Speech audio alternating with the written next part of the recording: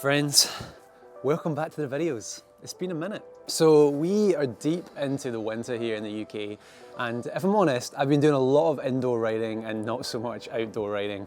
I am categorically a fair weather cyclist, and I don't really like riding outdoors, but I'm desperate to just be riding this Reilly more.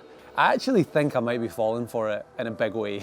Like, it's comfortable, it's classy, and it's just fun to ride, and every time I go out on it I've just got a smile on my face. So in today's video we're going to be looking at how I can winterfy or winterproof this bike, just to remove some of the mental barriers for getting out onto the bike and hopefully making it a little bit more comfortable.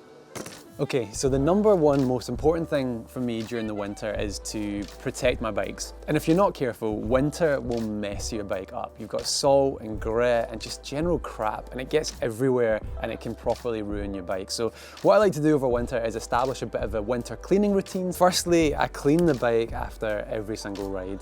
I try to do that immediately after the ride, but it doesn't always work like that. I went out on the bike yesterday and you can see that it's proper muddy, and I came home and it was pitch black, and so I didn't clean my bike then. But it's the next morning and I think that that's fine, but if you can, clean your bike after every single ride, because the grit and the salt and all of that is just actively working against grease and it's just getting into all the bits you don't want it to get into, and so the quicker you can do it, the better. I have done a full video on my YouTube channel for how I clean my bike. I'll link that somewhere around here. But for me, the most important thing is just making it quick. If it's gonna take you an hour to clean your bike, you're just not gonna do it. So if we can get it in that like 15, 20 minute sweet spot, it's just an easy chore to do and you can fit it in pretty much after every single ride. I know that this isn't really like winter proofing, and we'll get to that in a minute and the stuff that I'm gonna add to my bike, but I think that this is like a really foundational step. Right, here's what I do. So the first thing that I do is I spray down the entire bike with this Fenix bike cleaner. And then I basically just leave it to soak for a couple of minutes, just covering every single surface on the bike, including the discs. What this does is it basically just loosens up all of the dirt. So it's especially good if you've left your bike overnight. I'm not going to worry too much about the cassette and drivetrain at this point because we've got another product for that. Okay, initial spray done. I'm going to leave this to soak for a couple of minutes and I'm going to go and fill a bucket of hot soapy water. So I'm just going to add a little bit of this Fenix concentrated bike cleaner into my bucket before I put some hot water in there.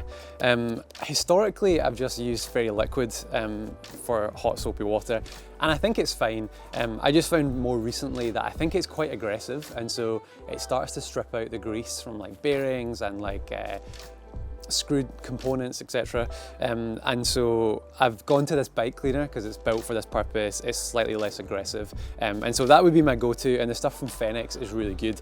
But if you've not got any, then some Fairy Liquid is fine. So I'm gonna go stick some hot water in this. Okay, so I've got my hot soapy water, and that's just been a couple of minutes, so hopefully the bike cleaner will have worked into all of this stuff. I'm just gonna hose it down and try to get off just like all of the loose bits of dirt, mud, grit, all of that kind of stuff, because we don't want to start like scrubbing and cleaning the bike while it's still got grit and dirt on there. Now, just with that cleaner, the spray, and some hosing down, we're actually making quite a lot of progress towards a clean bike. Okay, so the next thing I'm going to do is I'm going to use this foaming chain cleaner from Fenix. I discovered this product really recently and it's absolutely amazing. Just be mindful of the rear disc, but I basically just like to cover the cassette. You can be like really gentle with this. But yeah, cool. That's basically now covering everything. And so I'm just gonna leave that to sort of soak in while we clean the bike with the bucket and the sponge. The first thing I'll do is I've got a brush, just sort of like a standard scrub brush, and I'll sort of start with like the dirtier areas and the areas where I want to be sort of a little bit more aggressive. And then after that, I'll use this like microfiber cloth. So I'm just going to use this sponge now to go around the frame. One of the things that I love about titanium as a bike material is I've got like a few scratches and things like that, and there's some marks on here from the cables. And every now and then you can just take a little bit of Scotch-Brite, rub out the marks, and sort of take it back to normal. And so it's like, yeah, you don't have to worry about scratches and things like that, especially in winter, because you can just kind of like bring the frame back to its natural finish, which is just such a nice feature, because I am constantly bothered by like scratches and marks on my bike. It like gets to me for some weird reason, and so I really like that about titanium. Okay, so that's the frame done. So the last thing that I'm going to do is move to the drivetrain. So hopefully by now that degreaser is going to have worked wonders, and I can just use my brush to basically clean off all of the grime. Okay, and now what I'll do is I'll just basically hose the bike down again, making sure that we get all of the soap off. And then that's the bike pretty much clean. The last thing that I'll do is I wipe it all down with a microfiber cloth. It just helps the frame from not getting streaky, and also you can just get all the little last bits of dirt. In the winter as well, when it's colder, I always dry my bikes off in the house after I've finished drying them out here. But in the winter it's so easy for stuff to just get rusty because of how cold it is. So this is a really helpful step. And so we can do a little test to see how well that chain degreaser worked. So you see there that basically there's hardly any oil there that's come off the chain. Just tiny little bits, because that degreaser has worked so well. Wait a minute, let me show you how good this is. That is sparkling. Look at that drivetrain. That's brand new, that is. So that's me finished, my sort of 15-20 minute clean. What I'll do is just let it air dry out here for like another 20 minutes or something, pull it inside, let it dry properly, and then I'll re-lube the chain. And I've been using recently this Fenix all-weather lube. I used to use like dry lube and wet lube, and I just found like with the dry lube, it would literally disintegrate with like a hint of moisture. And the wet lube was just so gross and grimy and just attracted so much, like it was like motor oil, like how much it just attracted to the drivetrain. Whereas this is amazing, it keeps the chain quiet in dry conditions and wet conditions. It doesn't attract dirt as much, and so the drivetrain is like cleaner after a ride. But then also, like I've just shown you, you can get it super clean with just a little bit of spray of that degreaser. And so I'm really enjoying using this, and if you've not tried it, I would recommend it. I'm not sponsored by Fenix, although Fenix, if you're listening, wouldn't mind it. But Reilly did send me up some of this stuff and a bit of a welcome kit. When you get a new bike with Reilly, you get like a Fenix cleaning welcome kit, and so I've been really enjoying using that. Okay, we've got a clean bike, so let's get to some of the more winterproofing stuff now. Starting with mudguards. Mudguards are quite controversial. Like, some people love them and swear by them, and some people absolutely hate them. And I think, if I'm honest, I probably fit into the category of absolutely hating them. I don't really like how they look. You've got a beautiful bike, and then you're gonna go and attach some mudguards to it. I'm not a fan. But in the UK, even if it's dry at this time of year, the roads are still going to be wet, they're still going to be muddy, and they're still going to just cover you and your bike in a whole load of crap. And so you can go down the route of like ass savers. I've used those before, but they don't do the full job. If you want proper protection, you need proper mudguards. But I have done a little bit of research, and I found a pair of mudguards that don't look trash, basically. So these are the SKS Raceblade Pro XL mudguards, and they just attach with like a little strap here. And so kind of similar to like the ass savers in terms of connection, but you can see here that you obviously get like a load more coverage, like all the way down to here, which is really cool. But I wanted firstly just to understand where these were going to sit, so that I could put a little bit of protective film on there to stop it damaging the carbon fork. Obviously on the back, on the titanium, we should be okay, because we can just, like I said, Scotch-Brite that out. And so we probably don't need to put protective coating on there, but for the carbon fork, I think we should. Cool, so that's less than 10 minutes. I've installed both of the mudguards, and actually, do you know what? They don't look as bad as I thought they would.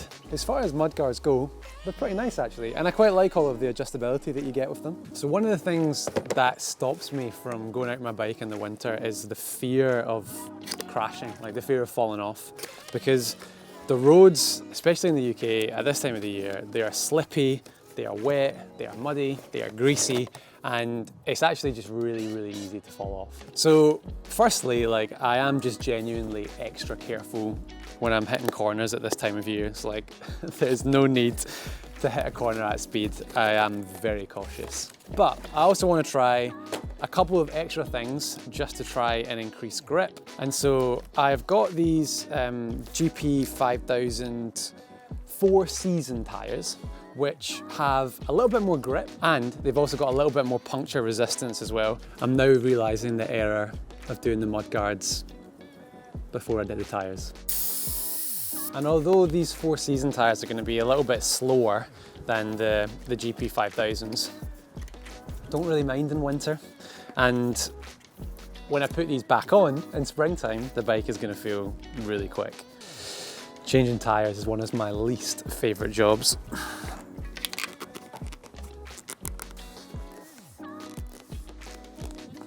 So these are also 32 mils, which are a little bit wider than the 28s that I had previously.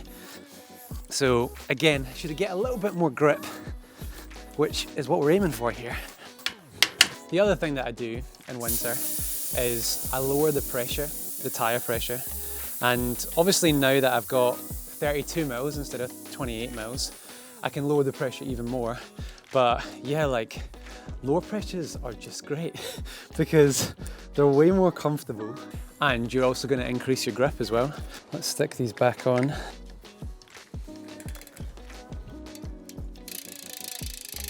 Okay, new tires fitted, lower pressures, wider tires, mudguards fitted. Now on to the last one. So similar to mudguards, I don't really like the look of having lights on my bike. And so I think in summer, like, I only really put them on if I know I'm going to be riding in the dark. But with winter here, we've got probably like 3.5 hours of daylight, or at least that's what it feels like a day. And so really, lights should just be a non-negotiable. I went for a ride yesterday, and due to like a couple of unforeseen stops, we ended up getting back in the dark, and I'd just forgotten to put the front light on my bike.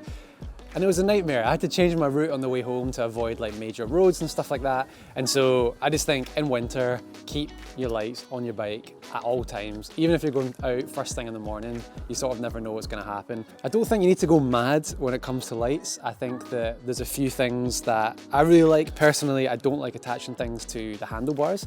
And so I've got this GoPro mount on the underside of my computer mount, and I attach my light to that, and that I think is really nice. Like, it looks clean, it's unobtrusive, it's away from your hands, and so I really like that. With regards to like the strength of the light, really I think it's a budget thing, but as long as you're seen, that's the most important thing. But I also like a light that kind of lights up a bit of the path in front of you as well, just because if you're out in gravel trails or something like that, you might not be able to see the track in front of you if it gets dark.